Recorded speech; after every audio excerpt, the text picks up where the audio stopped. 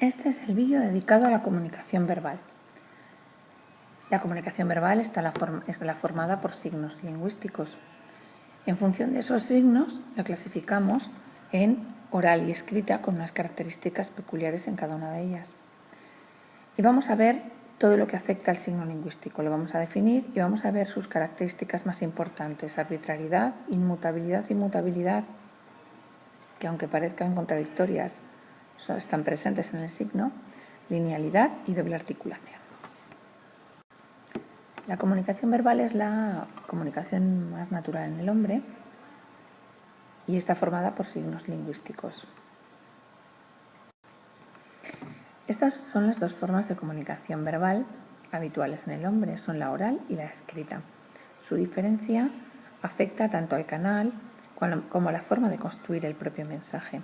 La comunicación oral es espontánea, no está pensada, no está elaborada, es inmediata, tiene una interacción entre el emisor y el receptor que es directa. El canal suele ser el auditivo, no siempre, y emplea otros códigos no verbales, sobre todo los llamados paraverbales, la entonación, los gestos, etc. Suele transmitir sobre todo contenidos de tipo afectivo que afectan a un yo y a un tú, y la finalidad fundamental son las relaciones sociales y personales de los individuos. Todo ello se refleja en unos rasgos lingüísticos determinados que son entonación variada, es decir, no solamente enunciativa, sino sobre todo exclamativa e interrogativa, un registro, un vocabulario coloquial, abundantes repeticiones, frecuentes incorrecciones que vienen dadas por la inmediatez de la comunicación, no nos da tiempo a pensar para corregir y elegir cuáles son los términos más adecuados, y la importancia de esos elementos paraverbales que son la entonación y las pausas con las que acompañamos nuestro discurso oral. Sin embargo, la comunicación escrita es pensada, es elaborada, se planifica, se corrige. Es diferida porque cambia, el tiempo es distinto entre la codificación y la descodificación, entre que el emisor la construye y el receptor la descodifica o la lee. No hay interacción normalmente porque no hay una respuesta directa e inmediata, no hay feedback inmediato.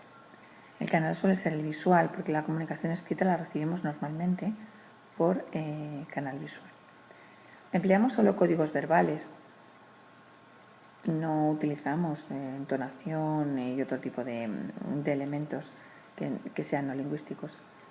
Los contenidos son más elevados, son lógicos, son más abstractos. Su finalidad es el almacenamiento y la transmisión de información, es decir, digamos que está en otro nivel que no pertenece a nuestra vida diaria. Y sus rasgos lingüísticos, al estar más pensada y más elaborada, pues lógicamente tiene una sintaxis más complicada, tiene un léxico mucho más selecto, más elegido, más cuidado y da posibilidad a ser creativo. En este texto del escritor Juan Rulfo se observa perfectamente esas características que acabamos de mencionar de la comunicación escrita. Nos dice: todo escritor que crea es un mentiroso. La literatura es mentira, pero de esa mentira sale una recreación de la realidad. Recrear la realidad es pues uno de los principios fundamentales de la creación. Más adelante nos cuenta: a mí me han criticado mucho mis paisanos porque cuento mentiras, porque no hago historia o porque todo lo que platico o escribo, dicen, nunca ha sucedido. Y así es. Para mí lo primordial es la imaginación. Dentro de estos 3 puntos de apoyo de que hablábamos antes, está la imaginación circulando. La imaginación es infinita, no tiene límites, y hay que romper donde se cierra el círculo. Hay una puerta, puede haber una puerta de escape y por esa puerta hay que desembocar, hay que irse. Así aparece otra cosa que se llama intuición. La intuición lo lleva a uno a adivinar algo que no ha sucedido, pero que está sucediendo en la escritura. Observamos mucho vocabulario culto, vocabulario seleccionado, oraciones muy largas, entonación continuamente enunciativa y conceptos abstractos.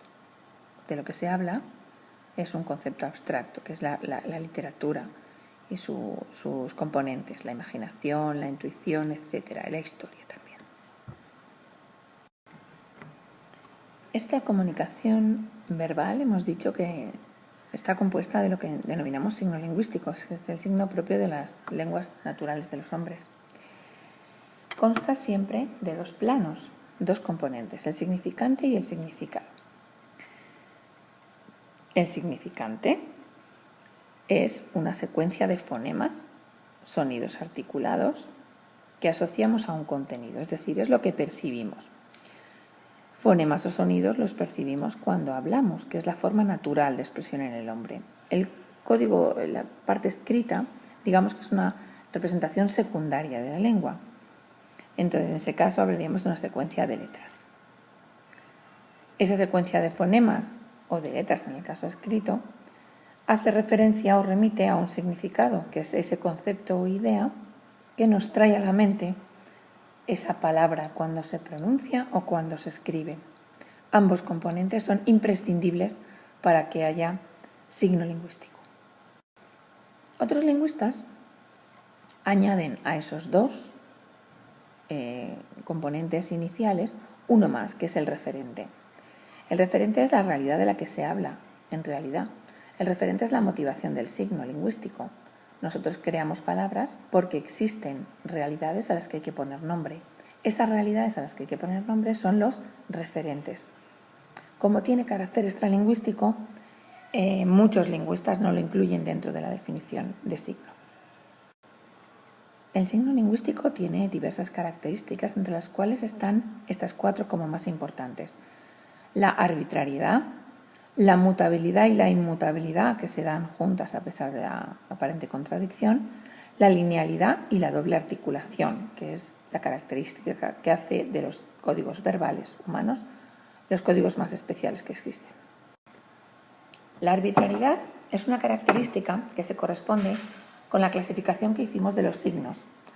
Arbitrariedad significa que no existe una relación de parecido entre las palabras con las que denominamos a los objetos o las realidades con ese objeto o esa realidad.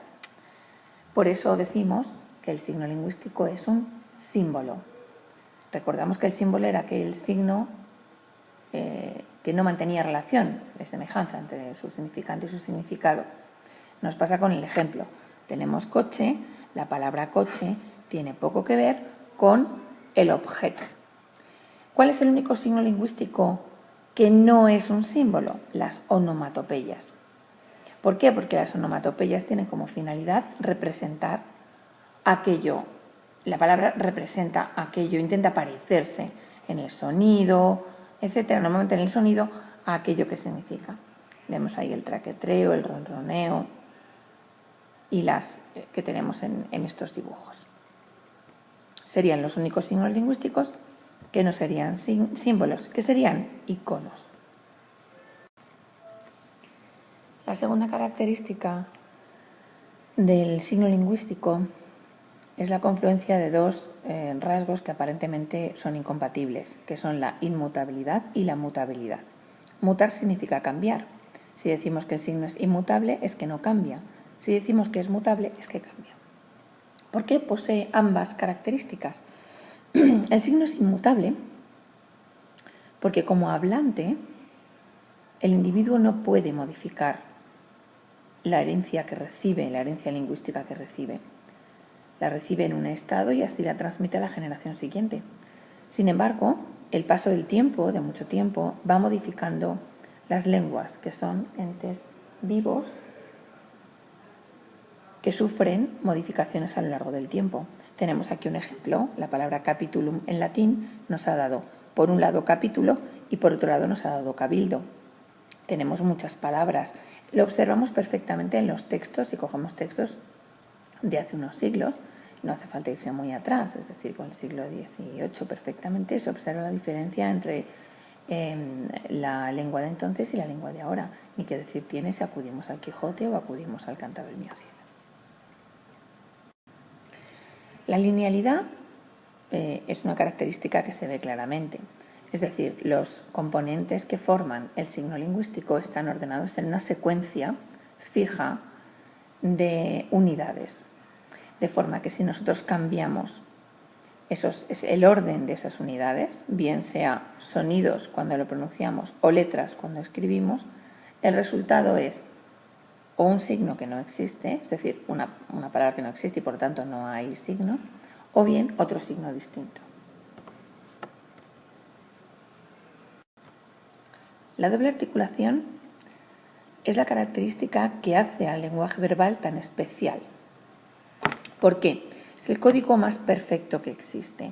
Tiene un número de posibilidades infinito, combinando un número muy limitado de unidades. Es lo que se llama sobrecodificación supereconómica. ¿Qué significa? La posibilidad de crear mensajes infinitos de forma muy económica, con poquitas unidades. ¿Y eso cómo se consigue? Se consigue combinando esas articulaciones en dos niveles, dos tipos de unidades en dos niveles distintos. Esos niveles que llamamos articulaciones constan de unidades mínimas con y sin significado, de forma que toda la lengua se organiza en torno a esos dos tipos de unidades. La primera articulación son las unidades mínimas más pequeñas que poseen significado. Son los monemas. Tienen un número mayor que los siguientes, pero sí es verdad que están limitados. Por ejemplo, la palabra amiga consta de dos monemas. Amig, que tiene un significado, y a, que tiene significado de femenino. Si yo digo amigo, tiene uno de los monemas es común y cambia el monema referido al género. En la segunda articulación, nosotros seguimos subdividiendo los monemas y las unidades inmediatamente inferiores son las unidades más pequeñas que ya no poseen significado. En español tenemos 24 fonemas. Amiga consta de 5 fonemas, la A, la M, la I, la G y la A. Los fonemas van entre barras. Nosotros tenemos 24 fonemas en español. Con esos 24 fonemas formamos un número más amplio de monemas, pero también limitado, y con la combinación de los monemas formamos un número infinito de mensajes. Es lo que se llama la sobrecodificación supereconómica. Muy pocas unidades, número de posibilidades infinito. Aquí vemos un ejemplo. En la oración las hojas caen en otoño, que sería el mensaje formado por signos lingüísticos, dividimos la oración en las unidades de las dos articulaciones. La primera eran los monemas, pues tenemos en el artículo las, tenemos la L del artículo, la A del femenino, la S del plural. Luego tenemos la palabra hoja, que tiene una S del plural, caen, que sería la raíz del verbo caer, la E y la N, que nos indican el tiempo, el aspecto, la persona, el número, etc., el modo, la preposición en y luego otoño, que es indivisible. Cuando vemos la segunda articulación, observamos el mismo mensaje dividido en los elementos más pequeños, sin significado.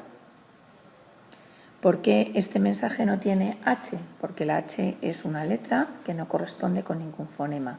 Por lo tanto, cuando dividimos la oración en fonemas, prescindimos de la H. Lo mismo ocurre con el fonema K, que se corresponde con las letras C, Q y K. Lo veremos en el tema siguiente. Tenemos aquí las referencias de las que se han tomado las imágenes y el texto del autor Juan Rulfo que hemos leído.